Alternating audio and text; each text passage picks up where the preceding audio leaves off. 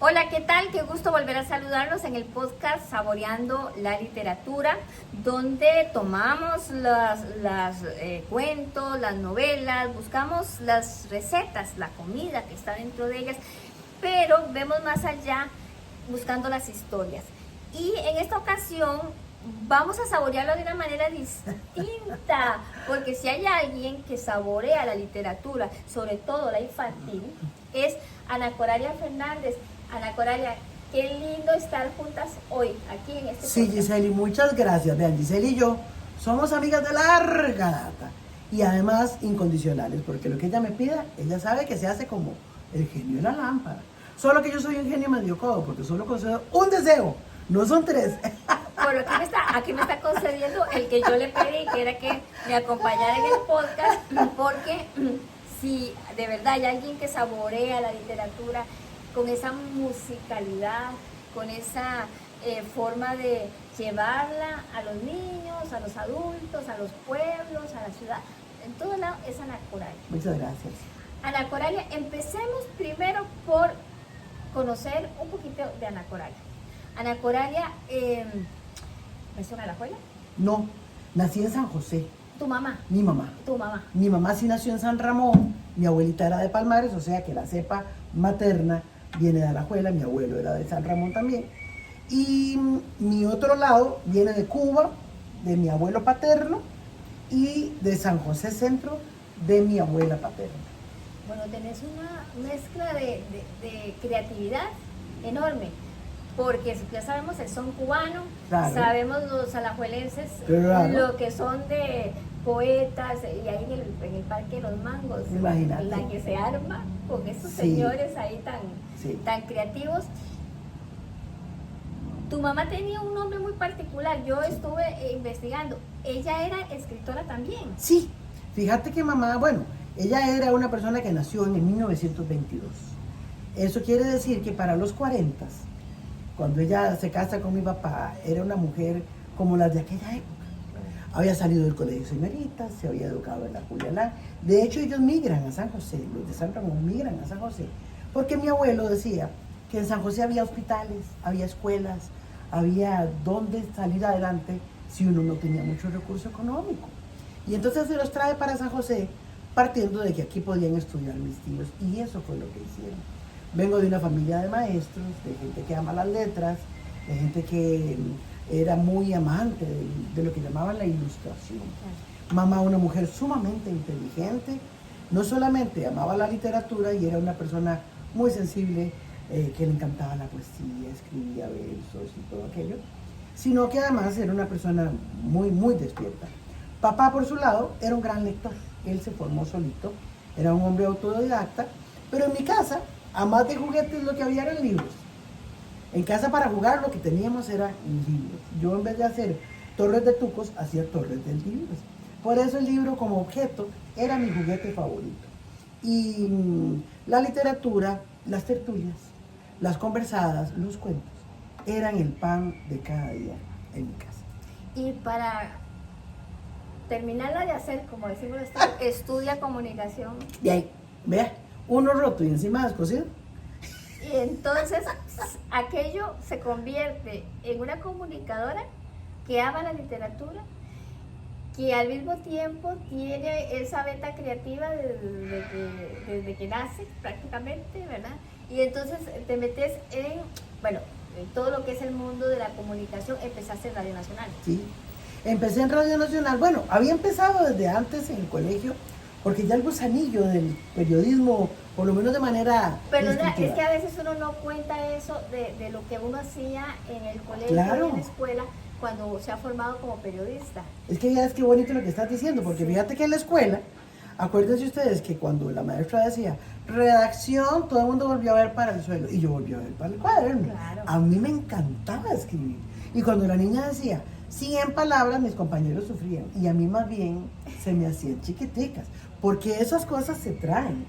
Y luego en el colegio yo quería ya ser periodista, entonces con polígrafos. Un polígrafo es una cosa muy antigua que sería muy largo de escribir, pero con polígrafos y con papel ahí fiado y aquellas cosas, yo hacía mis primeros periódicos, tengo algunos ejemplares todavía. porque la memoria también se tiene que guardar y resguardar. Y entonces fíjate que si no teníamos plata para el papel, lo hacíamos en un mural, porque las paredes hablan. Nosotros recortábamos las letras. ¿Ves? Sí. Porque era una costumbre siempre en las escuelas o en los colegios, en alguna de las materias nos pedían un periódico, Claro. un periódico que era lo que había en ese tiempo. No podíamos hacer televisión porque no había cómo, decían, no había cómo hacer televisión. Pero yo me acuerdo que para darte un poquito también de contexto de lo que es el gusanillo, ¿no? Para entenderte un poco, cuando decían, ¿quién se aprende Margarita, Rubén Darío? Y levantando la mano. Y después en los actos cívicos, Margarita, está linda la mano y el viento, yo decía, ok, eso es.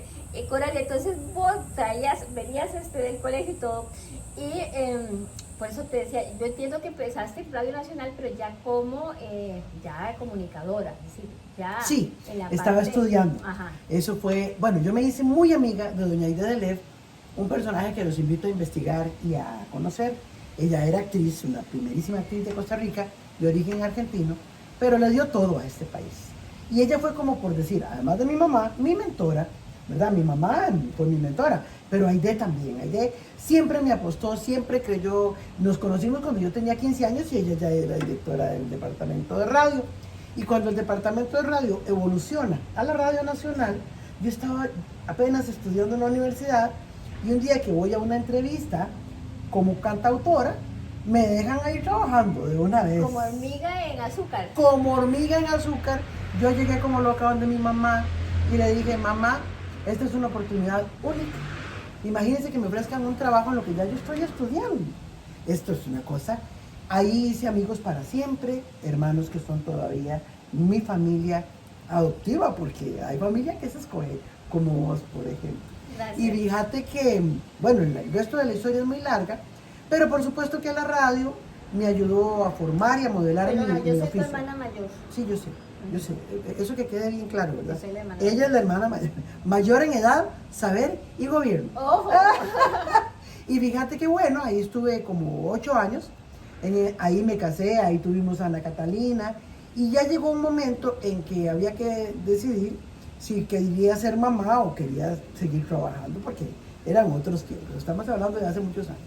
Y luego vino la oportunidad de trabajar en Nación, con proyectos como Tambor, las revistas y el resto de la historia, que se extiende hasta allá por el año 2000. Que por cierto, en las manos tuyas fueron revistas sumamente exitosas. Sí. Sumamente exitosas. Tambor era Gracias. Tambor, Sí. y no había escuela, no había niño que no tuviera tambor Sí, en la casa. sí. Surki, no había casa, era que él corre, todos a comprar el diario porque había que sacarle el surki. Dicen que no hay tiempo, los tiempos pasados nunca son mejores. Yo por lo menos soy de esa filosofía, no es verdad. Todo lo que tenemos hoy supera con mucho lo que vos y yo teníamos. Sin embargo, la memoria debe siempre permanecer, porque estas cosas que vos hiciste con surki, con tambor, que por cierto hay que dar el crédito también a nuestro buen amigo Carlos Rubio, que trabajó con vos. Y también a los antecesores, por ejemplo, Toyi Fernández, claro. Patricia Brenes, Claro. porque uno no tiene tampoco, cuando ves las cosas en retrospectiva, que quitarse crédito a nadie. No. Todos aportamos nuestro granito de arena en su momento, fuimos importantes, ¿verdad? Vitales en un momento del proceso, y no hay necesidad de borrar nombres ni de cambiar historias. Y por fortuna es que es así, es decir, que exista personas que decimos, nos subimos sobre y logramos seguir. Más bien, qué vergüenza no haber podido por lo menos permanecer a la altura, Sí. porque siempre uno debe aspirar a superar. Sí. Ana Coralia, otra cosa muy interesante, digamos, de la vida tuya es que te dedicaste a los niños. Sí. Dicen que no hay literatura para niños. Es cierto. Estoy convencida. La literatura es la literatura. Es la literatura. Yo puedo leer un cuento como el que vamos ahora a ver, que es Ubieta, que por cierto a mí Ubieta todo el tiempo, o sea, siempre me encantaba, siempre me gustó. O sea, de los cuentos de Carmen Lira, Ubieta. Obviamente el bandido de Tío Conejo, que es un bandidazo, ¿no? Te dedicaste a los niños y los niños han sido la razón de ser de tu carrera. Sí, fíjate que eso comenzó también en la Radio Nacional. Había un programa que se llamaba Algodón de Azúcar. Claro. Para niños, había un bloque grande que se llamaba Somos como Somos, para la gente del área rural. Y a las 4 de la tarde seguía Algodón de Azúcar. Pero era obvio pensar que los niños que se iban a quedar oyendo el programa eran los niños del área rural, porque no iba a haber un cambio en el dial ni un cambio de programación. Ese programa estaba como ahí, como al garete. Y entonces yo, para que me hicieran un cambio de horario que me favoreciera la U, pedí producir ese programa. Y me lo dieron. Entonces ahí no solamente aprendí a producir para ese segmento, sino que me enamoré del público infantil, por su honestidad, porque hay una gran oportunidad cuando trabajamos para niños y por los niños, de diseñar el mundo como quisiéramos. Porque el ser humano que hay en ellos no ha comenzado. Todavía no tiene mañas, no tiene manías, no tiene cosas. Es como un terreno fértil. Entonces, yo diría que los niños son como el vivero del ser humano que va a ser en algún momento. Solo satisfacciones me ha dado trabajar con los niños y para los niños. Y ese camino, que lo hice con tanta pasión y con tanto cariño, me llevó después a trabajar en Tambor y a otros proyectos educativos dirigidos a ellos. Pero efectivamente no hay, o no quisiera yo pensar, que hay una literatura para niños. Lo que creo es que la literatura, vamos a ver si lo puedo graficar, es como una inmensa escalera donde vos vas subiendo peldaños. Y entonces vos podrías entrarle a un libro, que de hecho no es un libro para niños, me parece a mí, como El Principito, como si fueras un niño. Y luego, en 30, 40 años, volverlo a leer como adulto. Te vas a encontrar con una sorpresa. El Principito hace que los niños se sientan adultos y que los adultos se sientan niños. Por eso es un libro inmortal. Bueno, la literatura siempre ha tenido el principio, digamos, de querer precisamente eso que vos decís, es decir, transmitir, en el caso de la literatura infantil, pues transmitir lo que nosotros vemos, la visión que tenemos adultos, para tratar de que ellos la lleven, a veces con no buena mano, como podríamos decirlo ahora, en el sentido de que no podríamos pensar que, como antes, hablar de animalitos y esto, cuando los niños están viendo cosas en la internet que se distancia del mundo que nosotras podíamos saber.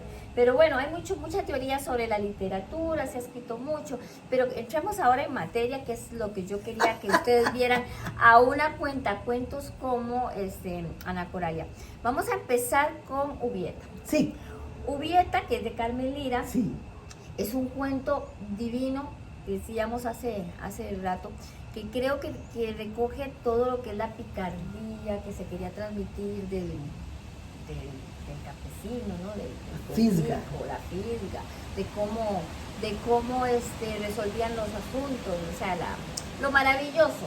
Se le conoce como un género maravilloso, es decir, en otras literaturas, pues son las hadas, las madrinas, los genios de las lámparas.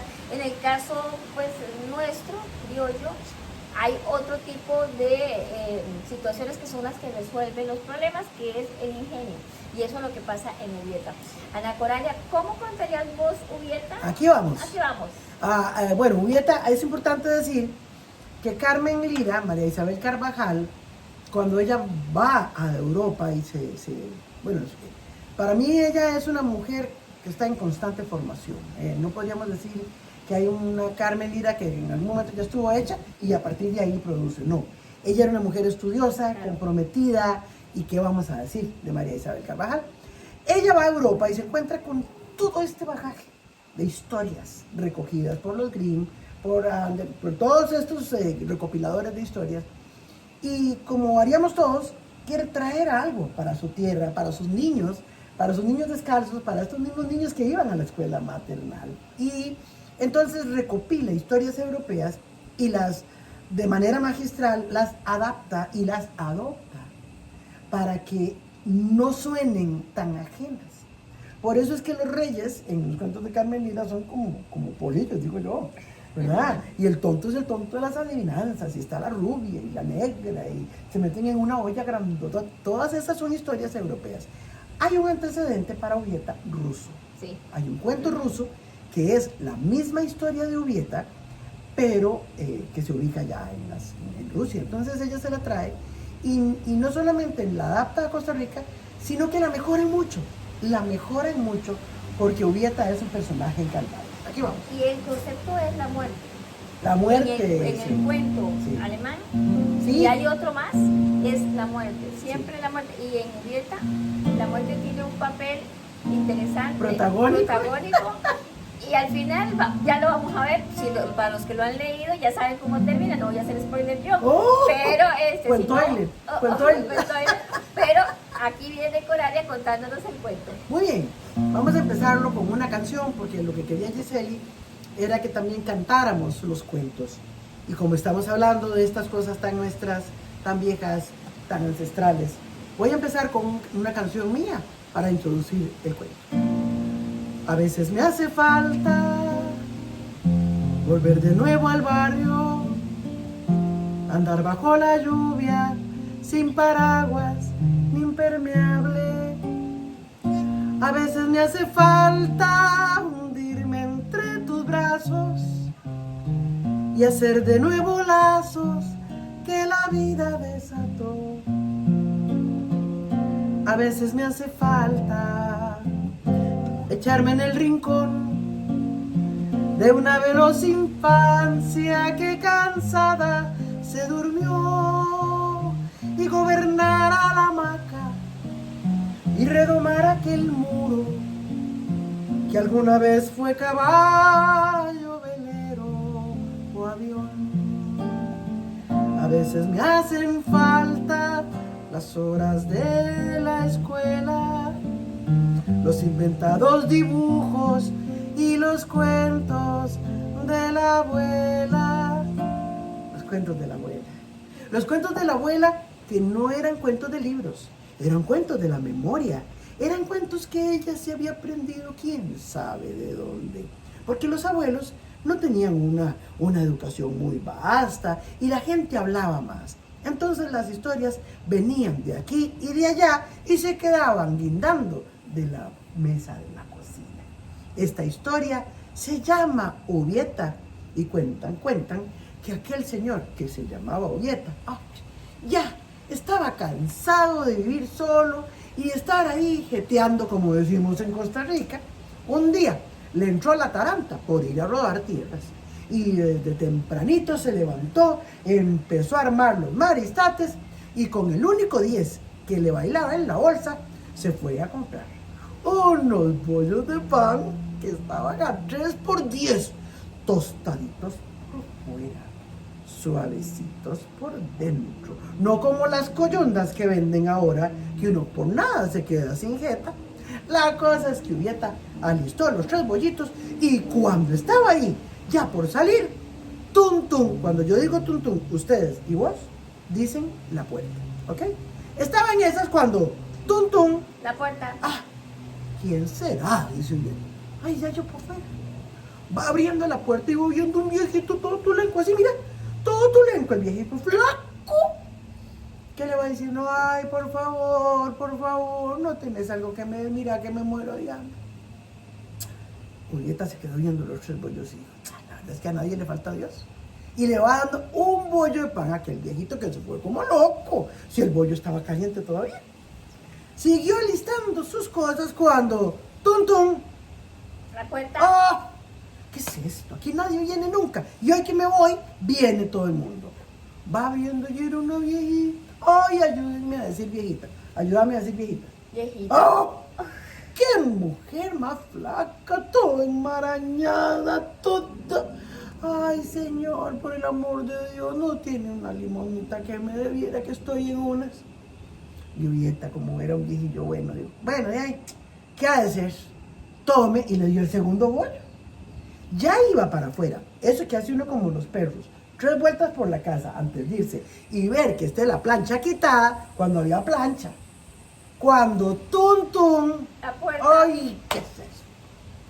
Abre y un chiquito, mira, todo pringado. Él volvió a ver para un lado y para el otro, porque los chiquitos no tienen que andar solos. Todo pringado, la ropa toda sucia, lleno de mocos y con el mismo cuento. Y una limonita que tenía mucha hambre. Y Julieta dijo, bueno, la verdad es que manos que dan nunca están vacías. Y le dio el tercer bollo. Cerró bien y se fue. Claro, al ratico se moría del hambre. ¿Quién no tiene dando lo que tenía para comer? Se encontró con una quebrada y empezó a tomar agua para engañar la tripa. Estaba en esas cuando se le aparece el mismo viejito que le tocó de primero, pero ya bañado. Y le va diciendo, Julieta, que manda a decir tatica Dios, que qué querés. ¿Cómo que yo qué quiero? Sí, es que aquellos que te visitamos no éramos cualquier persona, éramos Jesús, María y yo, José. Y que como vos fuiste tan bueno y nos diste lo único que tenías, ¿qué querés? Y Julieta dice, pues yo no quiero nada. Si fueron 3 bollos de pan. No. Dice que él quiere compensar. Y él se quedó así como pensando y dijo, bueno, pues de ahí un saco al que vaya a dar todo lo que yo quiera. Y de verdad, San José salió soplado y vino con un saquito de aquellos de antes, de manta, blanquito, doblado. Julieta se lo agradeció y siguió el camino. Iba para allá cuando se encontró con la señora. Julieta, hola. Hola, señora. Yo soy María, la esposa de José. Ah, hola, ¿qué tal? ¿Usted me dio un bollito de pan? Sí. Pues manda a decir, tatica Dios, que como fuiste tan bueno, ¿qué querías?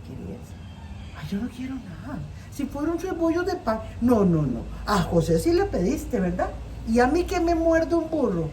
Ay, qué señora esta. Bueno, mira, como yo me llamo Julieta, que me ponga en el patio un palito de uvas. Y eso sí, que el que se trepa ahí no se pueda bajar hasta que yo quiera. Hecho, dijo la Virgen, y salió soplada para donde tatica Dios. Sigue Julieta caminando, cuando se encuentra con otro viejito. Julieta, hola. Hola, ya él desconfiando. ¿Qué manda a decir tatica Dios? Que si querés algo más. Es que él no puede venir en persona, pero que él es el niñito que te pidió el tercer bollo, porque ahí él no puede andar y repicar la procesión. Pero que quiere un deseo más para vos. Ay, pero qué majadería. Si fueron 3 bollos de pan, ya yo no sé qué pedir más. Pues pedí porque él te está esperando. Bueno, vaya, dígale a tatica Dios que yo me muera hasta que a mí me dé la gana. Hecho. Y se fue el santeco. Iba Julieta caminando y le va agarrando aquella hambre. Venía una mujer con unas quesadillas, enseñalas, con unas quesadillas como estas. Hagamos el paréntesis, porque son estas. ¿Esas? Esas son las que probablemente... Así las traía en la cabeza. Me las pongo en la cabeza. A ver cómo te va. A ver. Así las traía la señora, así. Probablemente sean estas porque nosotros, la tradición costarricense, no tenemos las quesadillas mexicanas, la tortilla de maíz, con algunos ingredientes que ya sabemos que llevan queso, puede ser carne, etc. Entonces, probablemente el cuento se refiere a estas quesadillas. Riquísimas. Que son de harina, azúcar, llevan harina y el engrudo que se hace originalmente se hacía con achote. Qué rico.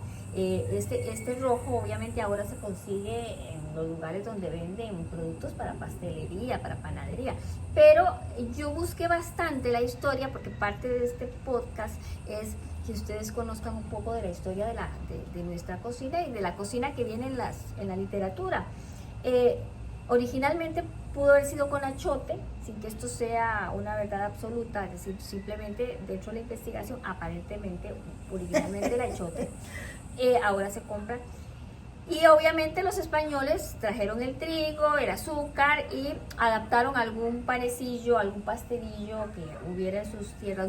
Yo no pude dar con cuál, pero es muy parecido a muchos, es decir, la harina con nada más que colorear, que los pues en Europa y en África,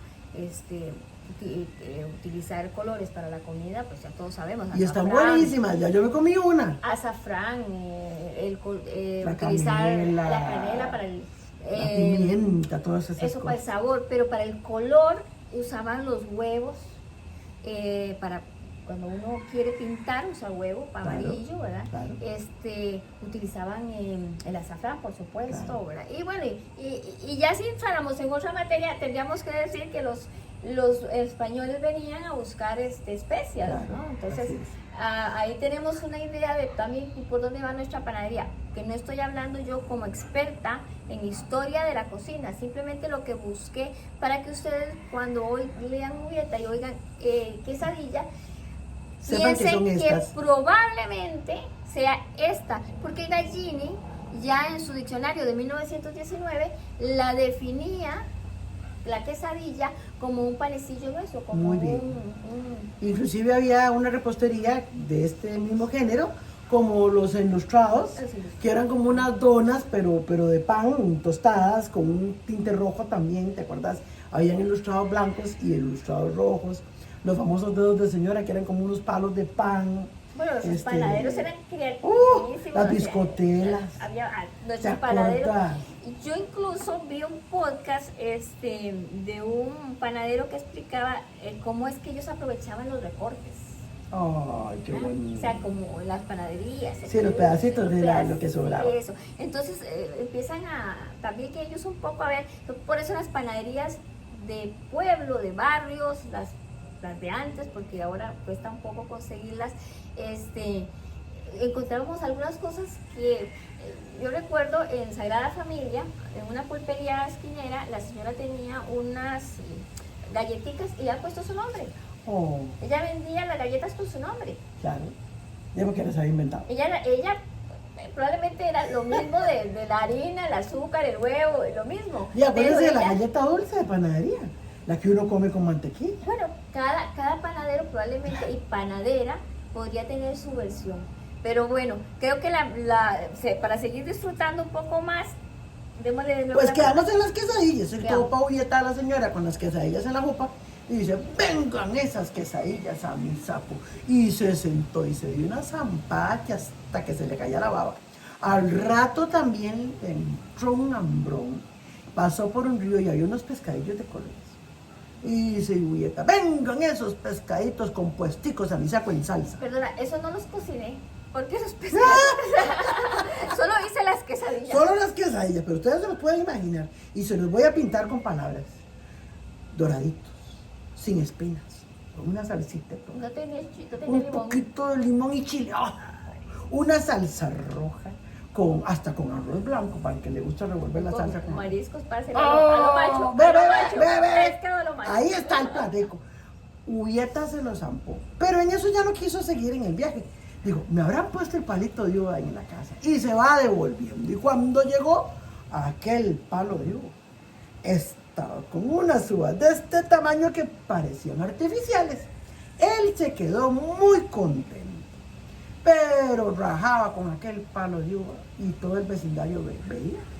Sabían que no se podían trepar al palo de uva, pero además Ubieta no compartía nada y andaba rajando que al que es que se le habían aparecido las tres divinas personas. Eso llegó a oídos de Tatica Dios y dijo Tatica Dios, si este hombre tan creído, ¿qué se está pensando? Es que uno tiene que ser humilde en la vida. Así que un día que Dios había amanecido como de chicha, le dice a la muerte, anda por Ubieta y me lo traes. ¿Qué es esa cosa? Que él se manda solo. Va a la muerte, una muerte por cierto muy nuestra, toca la puerta y dice, Ubieta, soy yo. Donde Ubieta la vio por la ventana, se quedó en una pieza. Abre la puerta y le dice, ¿y usted qué quiere? Y ay, que me manda Tatica Dios por vos. Pero ¿cómo? Si no habíamos quedado en que yo me moría cuando me daba la gana. Ya, yo no sé. Donde manda capitán, no manda marinero. Aquí yo vengo, tengo que llevarte conmigo. Y dice Ubieta, bueno, pues que sea, cerrando un ojo. Siéntese aquí, comadrita, voy a ir a doblar los maristates y ya vuelvo. Y la va poniendo de frente donde estaba el palo de uva, con aquellas. La muerte, que de lo más antojada empezó. Ay, Ubieta, ¿qué uvas esas? ¿Qué uvas? Es que están que se revientan. Sí, ¿verdad, comadrita? Si querés te trepas y vas comiendo mientras yo me alisto. Y la muerte se trepa en el palo de uva y aquel hombre empieza a carcajearse. Pero Ubieta, ¿de qué te reís? Decía la muerte. Ya, y ahora voy a ver si se baja, porque usted no se baja hasta que a mí me dé la gana. Ni para qué decirles que allí pasó la muerte años de años de años. La gente no se moría en la tierra, los viejitos andaban dundos en los cementerios, ya lo que hacían era sembrar matas porque nadie se moría. Y tática Dios, como agua para el chocolate. Ay, qué hombre este que me está sacando las canas. Así que mandó a los santos, mandó a San Miguel Arcángel, mandó a San Luis Rey. Nadie lo convencía. Hasta que un día le propuso que estaba bien, que dejara ir a la muerte y que él prometía que no se lo llevaba.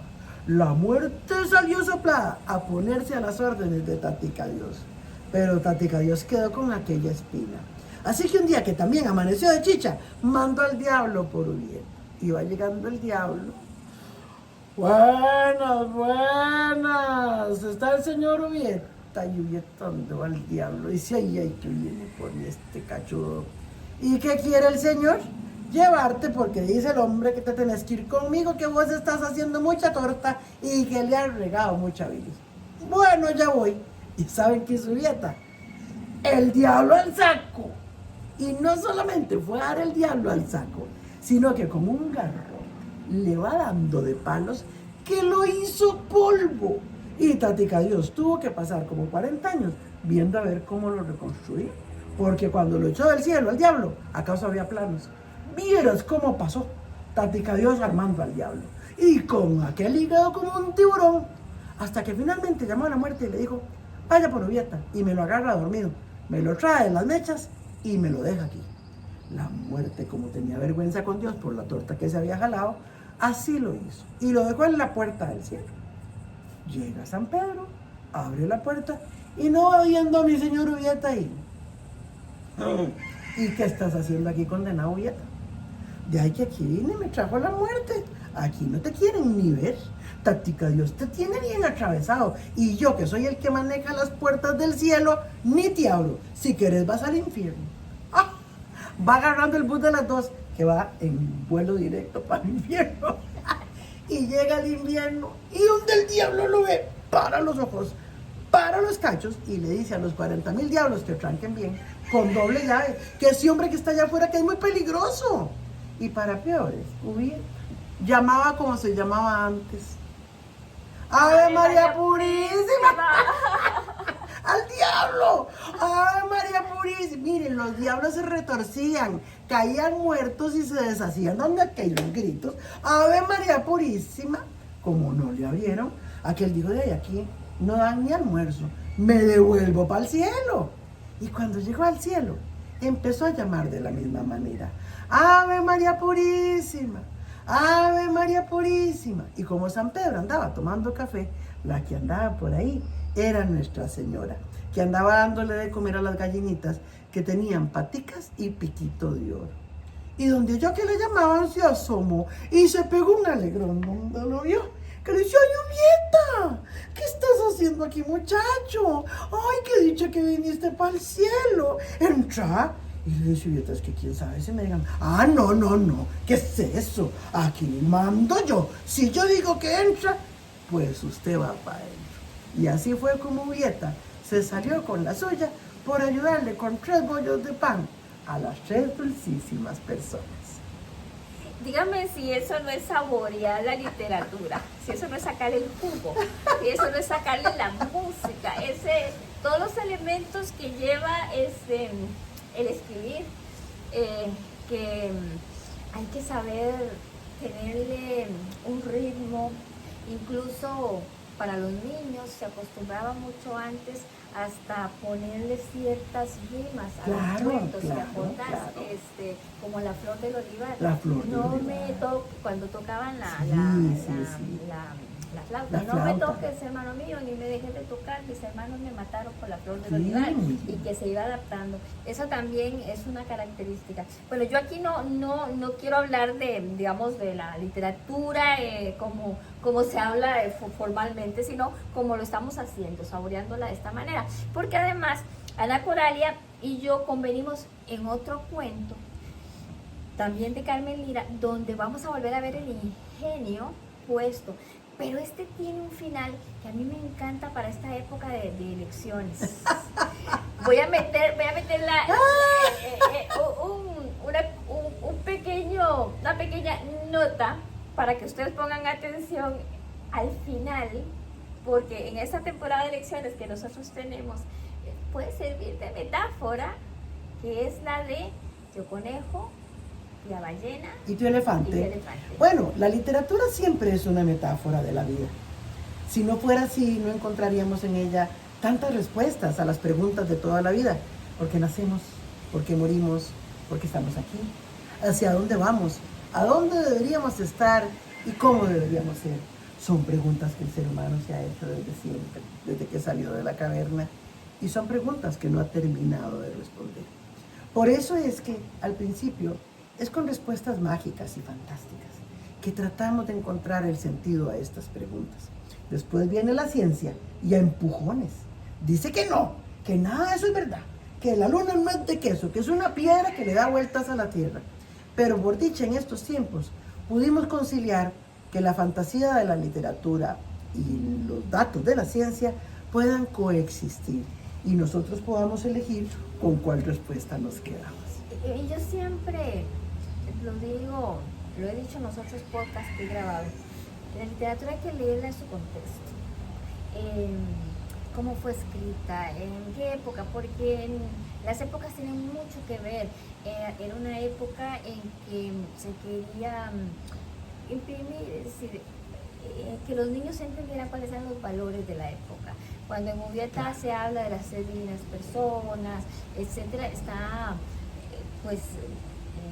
ahí ustedes pueden ver todo lo que es la tradición cristiana, ¿verdad? De una creencia que es muy respetable, Muy arraigada muy también. arraigada, y que a través de la literatura pues se quiere dar énfasis en esos valores, en el caso de la muerte, ¿no? Que, bueno, la muerte es un desafío, pero hay que entender la muerte, cómo entendemos la muerte, los niños tenían que entender cómo. Entonces, todos esos mensajes que están ahí, en realidad es una cosmovisión, ¿verdad? Entonces, yo siempre le digo, por eso lo repito, leamos la literatura pensando en el momento que se escribió, qué era lo que sucedía en el contexto, para que nos demos cuenta de que si hoy leemos un Harry Potter, ¿verdad? O leemos o vemos El Señor de los Anillos o algo, estamos en unas épocas en que lo que nos llama la atención puede ser la tecnología, no tanto el mensaje como la tecnología, los efectos especiales, todo lo que conlleva que se puede hacer hoy por hoy con el mensaje, con lo que se quiere dar a los públicos. Claro. Pero bueno, ya seguía. Y sin embargo, el libro es tecnología y Julio Verne nos hizo el mismo efecto que nos haría hoy una serie en cualquiera de las plataformas y toda esta literatura maravillosa, porque el libro es también tecnología, como lo fue en su momento La Quijada de Burro. Bien, vamos con Tío Conejo, Tío Elefante y Tía Ballena. Hay que decir que Tío Conejo es un personaje que viene del África, vino con la gente afro que venía como esclava para América, que venían un poco engañados también, que iban a regresar a sus tierras, algunos esclavizados, algunos como si fueran un comercio, y entonces ellos traen este personaje en sus palabras y en sus relatos, que es un personaje de ingenio, que siempre desafía a los poderosos, que siempre desafía a los que tienen garras para el arpa y se sale con la suya, en el buen sentido de la palabra. ¿De quién hablamos? Tío Conejo, es pícaro, ágil y viejo, él conoce las palabras, él conversa con gigantes y los hace replicar. Tío Conejo, es pícaro, ágil y viejo,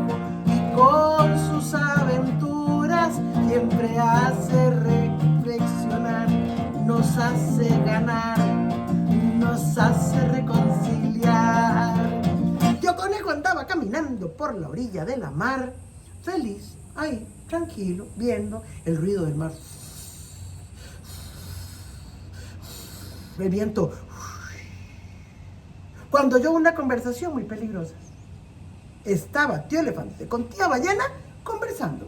Tío Elefante le decía a tía Ballena: ay, tía Ballena, qué piel la suya, qué lisa, qué belleza. Se puso queratina. Y tía Ballena, toda chiquiona, le va diciendo: ay, tío Elefante, no me diga eso, no me diga eso. Y usted no se queda atrás. Para mí que usted está yendo al gimnasio. Vea qué patas, vea qué orejas, vea qué trompa. No, usted está haciendo trampa. ¡Ja, ja, ja!, dijo tío Elefante. Bueno, yo venía a hablar con usted porque quería plantearle un asuntico, tía Ballena. Usted dirá, dijo él. ¿Y tío Conejo qué se queda? Quietico detrás de una piedra. Es que yo estaba pensando que usted, como es el animal más grande de la mar y yo el más grande de la tierra, pues usted podría quedarse con el agua y yo me quedo con la tierra. Y tía Ballena, ¿cómo así? De ahí es que ¿quién se nos va a poner a nosotros? Pues no será tan mal, usted sabe. Sí, ¿qué le parece? De ahí diríamos, yo me quedo con la tierra y usted se queda con el mar. ¡Y ese tío Conejo! ¡Oh! ¡Oye, estos dos! ¡Oye, estos dos que se van a repartir el mundo! ¿Qué es eso? ¿Qué es esa gallada? Si el mundo es de todos, el mundo es de todos. Y se puso a cavilar cómo hacía él con aquellas carnes para impedir el trato entre aquellos dos mamolones. Y se le ocurrió lo siguiente: consiguió un mecate, un mecatillo, y empezó a pegar unos alaridos como la Rosa de Guadalupe. ¡Ay! ¡Ay! ¡Ay! Tío Elefante, que estaba ahí, le decía: ¡ay, tío Conejo, qué le pasa! No ve, tío Elefante, lo que me ha pasado. Se me cayó una vaquilla que tengo en una zanja, ya no más. ¿Y qué? De que yo no puedo sacarla, no ve mi cuerpo todo flaquillo. ¿Y qué necesita? Porque cuando usted quiere sacar algo de algún grandote, solo tiene que pasar la brocha. Ya que usted con su fuerza, tío Elefante, tal vez me podría hacer la caridad. Si yo amarro este pedacito de mecate en su trompa, a mi silbido, usted jala para adentro y saca la vaquilla. Si me hiciera el favor, con mucho gusto. Y amarró el extremo del mecate a la trompa del elefante. Y se fue con el mismo cuento donde tía Ballena. ¡Ay! ¡Ay! ¡Ay! Tía Ballena ahí en el mar. ¿Qué fue, tío Conejo? ¿Qué le pasó? No ve, tía Ballena, se me fue una vaquilla en una zanja. Yo con estas carnes, ¿cómo la puedo sacar? ¿Y qué necesita? De ahí que tal vez si yo le amarro este mecatico en la esquina de la cola suya, tal vez usted, cuando oye mi silbido, jala y me saca la vaquilla. Con mucho gusto, papito, yo le ayudo. Y le amarro el otro pedazo de mecate a la cola de tía Ballena. Cuando vio que los dos gigantones estaban listos, hace tío Conejo. Y empieza tío Elefante a jalar para adentro, y la ballena a jalar para allá, y el elefante para acá, y la ballena para allá, para acá. Cuando en un tiro la ballena jaló con tal fuerza que va cayendo tío Elefante sentado en media playa. Y se queda tía Ballena y dice: ¡ah! ¿Con qué esta era la vaquilla? Viejo confisgao, es que vos te querías quedar con el mundo para vos entero, juchón. Y el elefante, donde yo aquello, jaló con la trompa y va cayendo tía Ballena en media playa. Ella vuelve al mar y empiezan aquellos dos apuros empujones, hasta que de tanto jalar se reventó el mecate. Como siempre pasa, porque el mecate tarde o temprano se revienta. Ella fue a dar al fondo del mar. Por eso es que hay que pagar tours tan caros para ir a ver a las ballenas. Y él al fondo de la jungla. Por eso es que los elefantes ya casi ni se ven. Y tío Conejo se moría de la risa, porque decía: este par, que es que repartámonos el mundo. Cuando el mundo es de todos. Habría que recordárselo a ciertos grandotes o grandote que anda por ahí. Mira, los grandotes son siempre los grandotes. Y en esta línea, el Los mamulones, como cuenta el cuento, siempre andan viendo a ver cómo se jaman a los más chiquitillos, pero los chiquitillos también tienen que tener esa astucia, esa fisga y esa estrategia para que no se vayan a repartir nada. Como decían las viejillas, no se repartan nada. Ana Coralia, siempre es lindo tener una persona como vos que hace todo esto. Nosotros tenemos todavía en el repertorio para este podcast la leyenda. La leyenda. Que dicho sea paso, yo no la conozco porque es una sorpresa que nos trae Ana Coralia. Sí. Entonces, yo quisiera que me saques de una vez, la tuta. porque estoy con el, ¿cómo diría tío Conejo? Estoy con el gusanillo de qué será lo de la leyenda. Pues quisimos, cuando Giseli me llamó para proponerme este hermoso espacio, yo le hablaba de la leyenda como una versión de la literatura oral, una versión no sé si puede caber el término, si literatura siempre tiene que ver con lo escrito, pero me refiero a que... Recordar los juglares. Sí. Okay, el juglar, ¿verdad? Sí. Que eran sonetos, Correcto. todo era... Sí. Se escribía para ellos, o ellos recogían, y entonces ellos mismos lo podían escribir, otros lo escribían por ellos, recogían la tradición, la iban modificando, entonces, a partir de esto tan hermoso de que la lengua está viva. Eso. La lengua está viva. Entonces, realmente la literatura como tal, pues nosotros lo que tenemos que pensar es en que todo nace a partir en el caso nuestro, pues del lenguaje, ¿no? Pero ya desde antes había cuentos, no lo vemos cuentos, pero formas de comunicación, las señales de humo, Claro, los tambores, claro. ¿verdad? Que eran formas de comunicarse, los tambores, Hasta hay un chiste. Hasta hay un chiste que estaban unos apaches así, esos que se comunicaban con señales de humo, ¿verdad? Estaban así viendo en la pradera cuando en eso ven que viene una locomotora de vapor. Y entonces dicen los apaches, malditos carapálidos, han inventado la máquina de escribir. Está bueno. Muy malo, muy malo. Yo que no soy suavecita los chistes buenos y malos, dice que yo soy que me gustan los chistes, pero me encantan. Pues lo cierto es que a lo largo de la historia, pues los seres humanos hemos encontrado formas de comunicar nuestros pensamientos. Sí. Y entonces aquí entra la literatura. Ahora, La leyenda. La leyenda. Muy bien, cuando yo estaba chiquitilla. La leyenda continúa. La leyenda continuará. Cuando yo estaba chiquilla, cuando yo digo usted puede hacer como coyote y ustedes allá también haga como coyote. ¡Au! Ya, eso es bullying. Cuando yo estaba chiquilla, de vez en cuando se iba la luz, ahora también se va la luz. Pero como tenemos los celulares y como todo está tan lleno de energía, pues no generaba esa cosa dramática que era que se fuera la luz en la noche. Salíamos todos espantados para la calle, pero abuelita salía espantada para la cocina, porque ella se sabía la casa de memoria. Ella se sabía la casa de memoria en una gavetilla que tenía toda desvencijada, sacaba un montón de culillos de candela. Las mismas cucarachas le pasaban los fósforos, porque en las casas había cucarachas. Y abuelita les decía, gracias, ñatica. Y la cocina se llenaba de una luz amarillenta con unas sombras largas. Entrábamos de la calle así, porque una cosa era la casa de día y otra la casa de noche. Una cosa era un perro echado de día, como aquí está este coco ahí echado de día, y otra cosa, un perro echado de noche. Una cosa era una sueta detrás de la puerta de día y otra cosa una sueta detrás de la puerta de noche. Entrábamos y poníamos la cabecilla en la mesa de la cocina. Y abuelita nos decía, qué dicha que entraron, así morimos todos juntos. ¡Buah!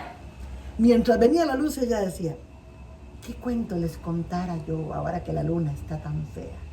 Ese cielo está empedrado, irá a temblar. En vez de tranquilizarnos, más bien nos temblaban las canillas. Y nadie quería el excusado porque el excusado era de hueco. Quedaba en el fondo del patio y era como un ataúd parado. Y nos contaba historias como esta, que ustedes van a saber cuál es. Ustedes van a saber cuál es. A ver si se acuerdan. Ella nos decía, ya sé, les voy a contar el cuento de la Celia. La Celia, ¿cómo les dijera yo que era la Celia? Ella era la más linda del vecindario, era como un celaje de esos de mayo. Al cielo le pedía amor del bueno, a cambio ella daría su corazón. Un noble caballero de alta cuna, que a ella la quisiera como a ninguna, de joyas y vestidos la llenaría, a cambio ella daría cuerpo y pasión. Ay, es que dicen que la Celia era divina. Tenía un pelo largo y una cosa, unos ojos, un cuerpo y una jeta. ¡Qué mujer más malcriada! A nadie se le quedaba callada porque siempre estaba enojada. ¿Y sabes por qué estaba enojada? Porque había nacido pobre. ¡Ah! Como si uno pudiera escoger si nace rico o si nace pobre. Y él pasaba pidiéndole al cielo que apareciera alguien que la sacara de aquello. Pero hay un dicho que dice: cuidado con lo que pides, se te puede cumplir. Un día que estaba jeteando en la puerta del rancho, lo vio venir. Era don Marcial Vargas, que venía galopando en su caballo pinto. Y donde la vio a ella tan linda, parada en la puerta del rancho, le metió el freno a la bestia y se acercó con una cara muy rara. Hola, ñatica, ¿por qué tan sola? De babosa. Y ya yo, Marcial, esperando a ver aquí quién me saca de pobre. De ahí, si quieres te venir conmigo, ya hay quien quita. Bueno, voy a amarrarme bien las trenzas y ya salgo. Y cuando iba para afuera, no le va saliendo la mama. ¿A dónde va la niña? Como si se mandara sola. Mamá, no me diga nada. Ahí está don Marcial, que dice que me va a llevar con él. ¿Y quién quita si es lo que yo estoy esperando? Ay, muchacha, por Dios. Vos estás operada del cerebro, ¿qué te pasa? Ese tonto se come el almuerzo y va jalando. A mí no me diga nada, dijo ella. A mí no me diga eso. Yo estoy harta de comer arroz y frijoles. Estoy harta de vivir en este rancho y de ponerme puros harapos viejos. Yo me voy. Celia, guardate. Yo me voy. Que Celia, que no te vayas. Mamá, yo me voy. Y no se va encaramando encima del caballo Marcial. Perdón, encima del caballo que llevaba Marcial. Y agarraron monte arriba. Y la mamá que se queda despotricando: Celia, Celia, no te vayas. ¡Andate, mula! Pareces una yegua. Y allá, a la medianoche, cuando solo la luna los acompañaba, Marcial le fue a dar un beso y ella le fue a responder. Pero en ese momento le cayó la maldición de la mamá.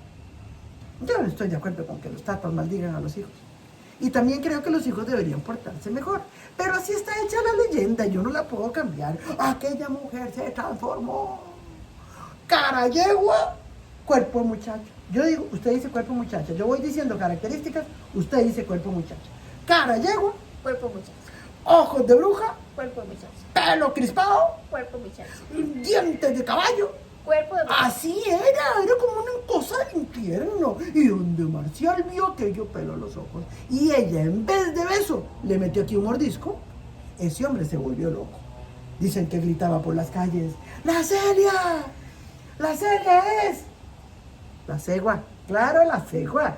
Esa leyenda que tantas veces nos han contado de una muchacha lindísima que se convierte en un espectro infernal, atisbando a los trasnochadores que andaban en caballos.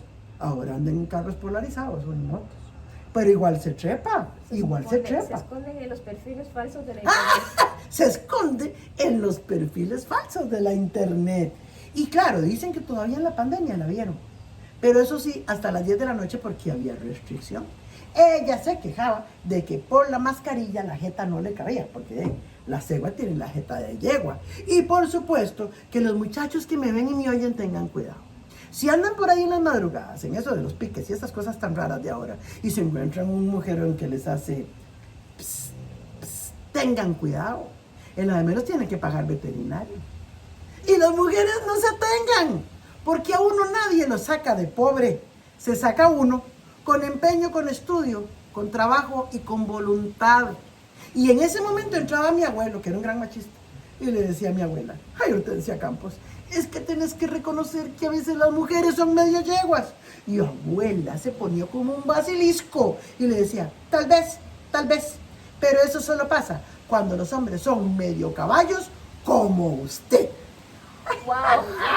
La abuela vivía en el siglo XXI. Muy adelantada mi abuelita, con palabras muy sabias y con estas leyendas a las que siempre se le puede sacar puntica para estos tiempos, Giselle. Claro, porque la característica de la literatura infantil siempre fue enseñar a los niños, Sí, a los niños, como guiarlos de la manita. guiarlos, por eso, es decir, enseñarles por medio de una forma lúdica algunas cosas que también podían suceder en la vida, ¿no? Como si se iba para la montaña y se lo podía comer un lobo. Y tener cuidado con los extraños, Eso, y no con los hablarles, viejos, eso, especialmente no a las tomar, muchachas. no tomar licor porque te salía el cadeo, Eso.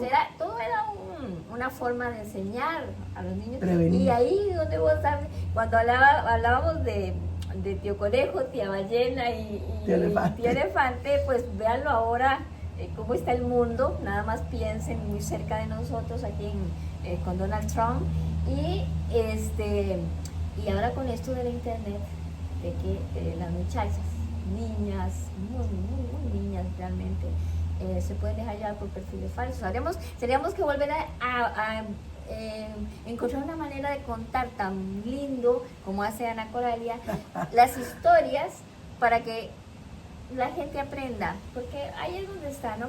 Con la música, con tu guitarra, con las cosas.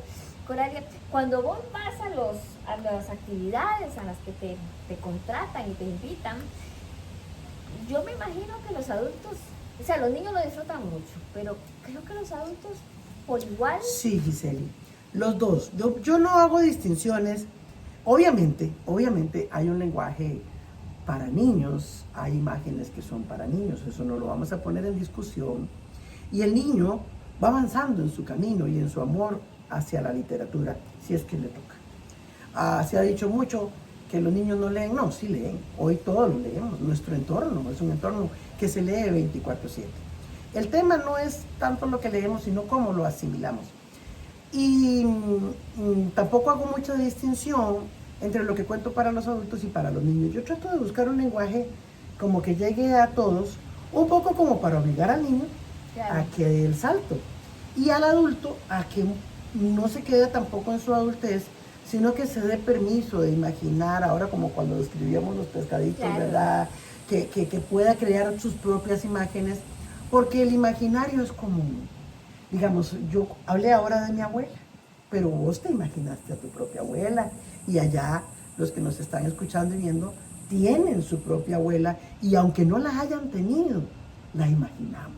Entonces, este imaginario común es lo que nos hace realmente humanos. Bueno, lo que hacían las abuelas era que nos criaban con aquel miedo de salir a la calle, con aquel miedo todo daba miedo. Salía una del colegio y te veía para todos lados. Era una cosa porque era la forma que tenían de educarnos. Sí. Ana Coralia, miras cómo te agradezco y cómo espero que ustedes disfruten tanto esto que es saborear la literatura con esa forma como lo hace Ana Coralia. Pues la agradecida soy yo, G, de verdad que sí. A todos ustedes, recuerden que la literatura es, si no la aprovechamos, es como morirse de sed con Tonamo Fuente. Ahí está. Nada más tenemos que apropiarnos de ella y es para nosotros, la creamos nosotros y es para nosotros. De manera que no cometamos el gran error y horror de morirnos de sed junto a la fuente. Difundámosla, compartámosla. Hoy por hoy es tan fácil leer y tener maravillas en nuestras manos. Y también te felicito por este esfuerzo que estás haciendo de convertir la literatura en algo amistoso, agradable, juguetón, divertido y también reflexivo, porque andamos como The Walking Dead. Caminamos, pero no estamos vivos.